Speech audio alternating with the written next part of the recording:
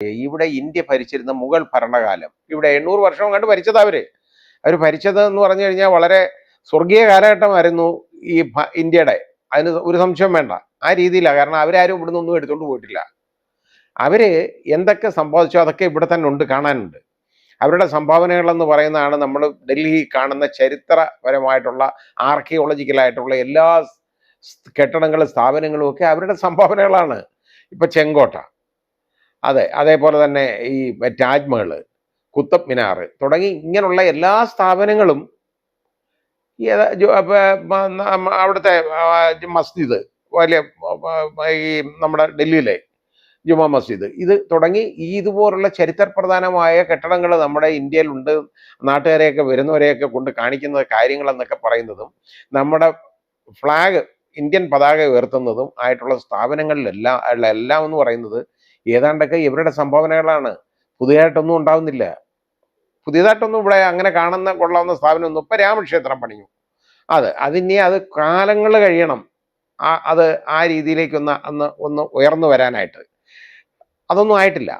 അപ്പോൾ എന്ന് പറഞ്ഞതുപോലെ ഇവിടെ ഇതെല്ലാം നശിപ്പിച്ച് കളയണം. അപ്പോൾ ഇങ്ങനെ ഇവിടെ ഭരിച്ചിരുന്ന അക്ബർ, അതുപോലെ തന്നെ ഷാജഹാൻ, ബാബർ, പിന്നെ ഔറംഗസീബ്, അതുപോലെ തുടങ്ങിയ ഭരണാധികാരികളൊക്കെ ഇവിടെ ഭരിച്ചിട്ടുണ്ട്.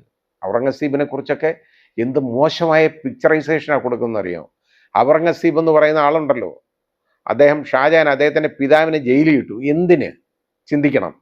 കാരണം നമ്മുടെ ഇന്ത്യൻ ട്രഷറിയിൽ നിന്നുള്ള പണം എടുത്ത് അദ്ദേഹത്തിൻ്റെ ഭാര്യയുടെ ഓർമ്മയ്ക്ക് ആദ്യം രാജ്മഹൽ ഉണ്ടായിക്കോട്ടെ, ഇനി ഒരു കറുത്ത രാജ്മഹൽ അതിൻ്റെ എതിർഭാഗം ഉണ്ടാക്കണം എന്നുള്ള രീതിയിൽ അതിൻ്റെ ബേസ്മെൻറ്റ് വർക്ക് വരെ കഴിഞ്ഞതാണ്. അതിൻ്റെ എതിരെ നമുക്ക് കാണാതെ. അപ്പം അതായപ്പോൾ ഇത്രത്തോളം പണം നശിപ്പിക്കുന്നു, ഇന്ത്യൻ ട്രഷറിയിലുള്ള പണം നശിപ്പിക്കുന്നു എന്നുള്ള ഒരൊറ്റ കാരണത്തിനാണ് ഈ ഷാജഹാനെ ജയിലിൽ കിടന്നോട്ടെ, അവിടെ കിടന്നോട്ടെ, താജ്മഹൽ നോക്കി അവിടെ കിടന്നോട്ടെ, മതിയല്ലോ, ഇനി പുതിയ നിർമ്മാണങ്ങളൊന്നും വേണ്ട എന്ന് കരുതിയാണ് ഔറംഗസീബ് അദ്ദേഹത്തെ ജയിലിലടച്ചത്. അതും കുറ്റമാണ് ചെയ്തേക്കുന്നത്. പിന്നെ അടുത്തത്, അദ്ദേഹം ഈ ഇന്ത്യൻ ട്രഷറിയിൽ നിന്നുണ്ടല്ലോ 1 രൂപ പോലും സ്വന്തം ചെലവിന് എടുത്തിട്ടില്ല.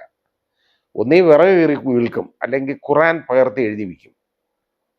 അതുകൊണ്ടാണ് ജീവിച്ചത് മുഴുവൻ.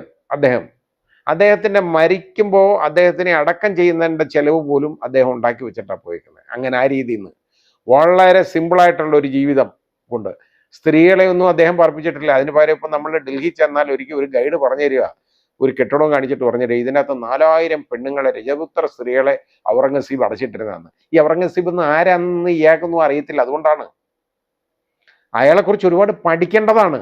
ഒരു ഗവേഷണം നടത്തേണ്ട ഒരു സബ്ജക്റ്റാണ് ഔറംഗസീബ്. കേട്ട് കഴിഞ്ഞാൽ തോന്നുന്നു അയാൾ ക്രൂരനൊന്നുമല്ല, നല്ല ഭരണാധികാരിയായിരുന്നു.